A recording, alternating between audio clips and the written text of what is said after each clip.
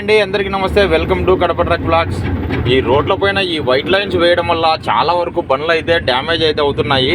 ఒకసారి చూస్తున్నారు కదా సౌండ్ ఎలా వస్తుందో. ఇలా హెవీ ట్రక్సే కాదండి, చిన్న కార్స్, ఆటోలు, ఇలా చాలా వరకు ఈ వెహికల్స్ అయితే డ్యామేజ్ అవుతున్నాయి. దీనికి రీజన్ ఏంటి అని ఒకసారి వైట్ లైన్ వేస్తున్నప్పుడు అడిగితే చాలామంది డ్రైవర్స్ నిద్రపోతుంటారు కదా, వాళ్ళకి నిద్రలో నుంచి మెలకువ రావడానికి ఇలాంటి లైన్స్ అయితే వేస్తున్నామని చెప్పేసి అయితే చెప్పారు. సో వాళ్ళు వేస్తున్న పని అయితే మంచిదేనండి, చేస్తున్నది అయితే. బట్ కాకపోతే దానివల్ల వెహికల్ డ్యామేజ్ అవ్వడము, కార్లో అయితే ఎక్కువగా బ్యాక్ పెయిన్ అయితే వచ్చేస్తుందండి తొందరగా.